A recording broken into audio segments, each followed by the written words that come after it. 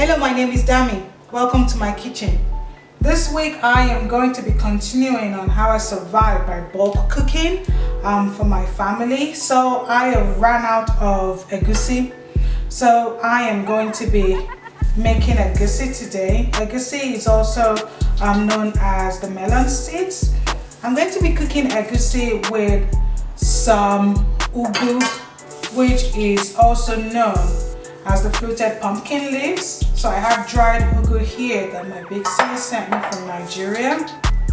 So it's going to be egusi with some Ugwu leaves today that I'm going to be cooking to replace my freezer. Now my cooking style is really a mix of all the cultures that I've experienced. So of course I was born in Nigeria and grew up into my teenage years in Nigeria, and then I lived in the UK and then Sweden and now Canada. So my cooking is a mix of that. So my family really, they eat Nigerian food, they eat some Swedish food. UK, they eat, my husband, one of his favorite food is roast dinner. So we eat all of the food from all the countries that we've lived in, which kind of makes our food kind of options a little bit more diverse, which we really love it. So anyway, coming back to my egusi. So it's egusi today, melon seeds, some Ugwu leaves, or fluted pumpkin leaves. I have got some crayfish or dried crayfish. Now my husband don't like to see that in food, so I'm going to blend it with that egusi. I have got some smoked fish here because of course you gotta have some smoked fish to traditional cooking like this. I've got some peppers here, and of course I've got some scotch bonnet here. Now the way I do my cooking is in stages, just to help me cope. Allow me time to play with my family and my kids so that I don't spend like hours and hours on just one day. So what I would normally do is one weekend do the boiling of the meat and grill it and just freeze it. So I have my boiled meat that I've pre-boiled and frozen, boiled, grilled and frozen, so it's ready. So then on the day that I'm replacing whatever is has run out, it's just putting all of it together. So I'm going to be washing the egusi, blending it with the crayfish, and starting with that as a base. Let it cook for a little bit before I add the Ugwu leaf. Now I do have a little bit of palm oil here. I know it's a little bit controversial these days with healthy eating, cooking with palm oil, but I still find that if you're going to cook something as traditional as egusi, you still need a little bit of palm oil. So I am using a little bit. Being a scientist and by background a cardiovascular researcher, I don't recommend that you use a lot of palm oil. Just a little bit is enough really to still give the traditional flavor. So I'm just gonna head on over to the sink and wash my egusi, blend it, and I'll show you how I put it all together. Alright, so the egusi has been picked, washed. The crayfish also the same, it's been picked to ensure there's no dirt in it, it's been washed. And now I'm just going to blend it all together.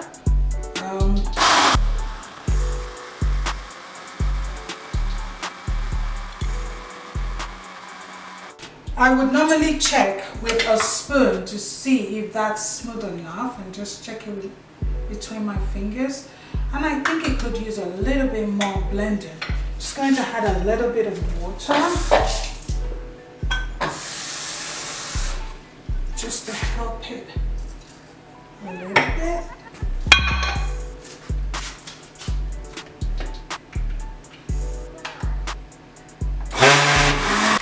Just going to check if that is smooth enough now. I would say that's smooth enough.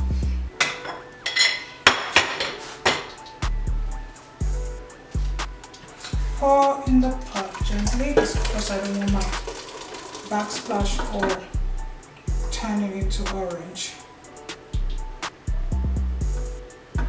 Turn on the cooker. I'm going to cover that and let it cook for about 25 minutes to half an hour before adding anything more to it.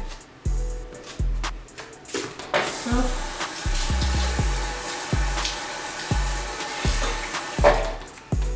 I am going to rinse the blender into that egusi because it's going to need some water really to boil. So I'm just going to cover that. I'm adding nothing to it. Let it cook for about 25 to half an hour, and then come back and see what it looks like. So I'll see you in half an hour. Now, whilst the egusi is boiling, or coming to boil at least, I'm going to wash my smoked fish here. Wash it and just cut it into little pieces.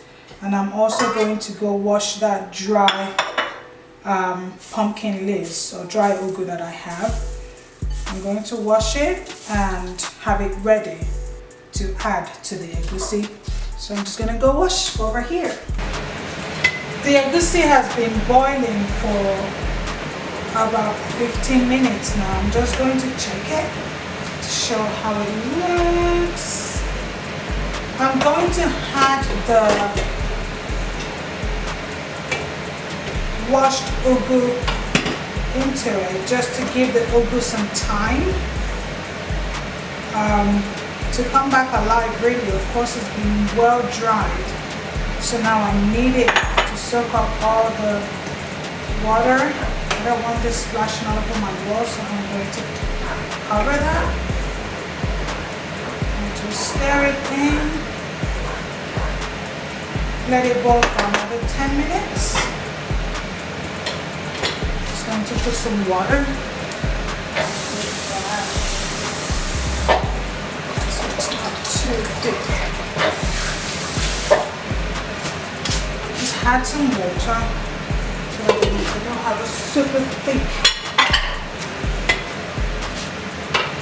Right, so see what it looks like right now. I'm going to cover that, let it boil for another 10 minutes. Alright, let's look at what this looks like. Okay, that looks amazing. I'm trying to protect my walls from this orange yummy looking egusi from getting on my backsplash. But it looks great. It's just the way I want it to look.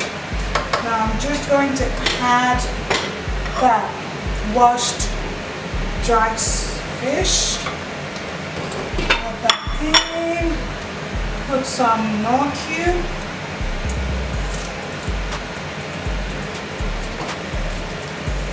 I'm not a big salt user, but I will add a tiny pinch of salt, which I haven't brought out of my pantry. I will go get it. Right, I am going to add the grilled meat and chicken to the egusi now.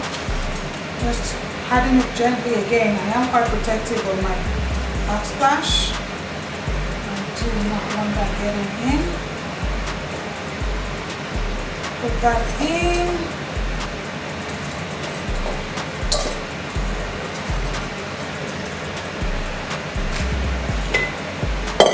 Stir in.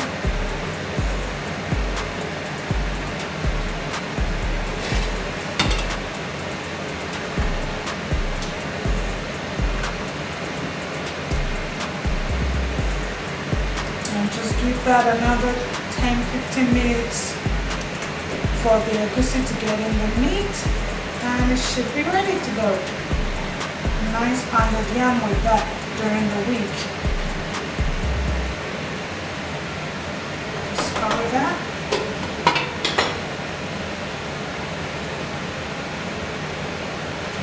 Let that boil for another 10 minutes and we'll be good to go. Alright, so that I believe is ready.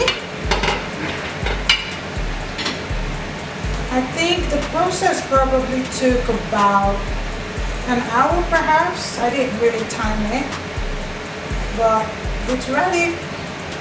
I'll bring the camera up closer just to show you what the final product looks like. On low heat, you shouldn't flash. Like I said earlier, I cook in bulk, so that egusi should last us some 3 meals, and given that we only eat it like once a week, that should last us 3 weeks. So there you have it, egusi with some pumpkin leaves, some meat and chicken, dry smoked fish. That should go nicely with poundo later this week. So there you have it, egusi from Dami's kitchen. Thank you for joining me in my kitchen. I hope you've enjoyed me sharing some tips about how I cope with feeding my family and juggling work. If you like this content, stay tuned, because over the next few weeks as a family we're going to be sharing some of our routines, some of our Christmas traditions, and just sharing our preparation as we're leading towards this very peculiar Christmas that we are all having. Given the way 2020 has been right now in my household, we are just intentional to have fun and be with each other. So make sure to subscribe, like, and share with friends. Remain blessed.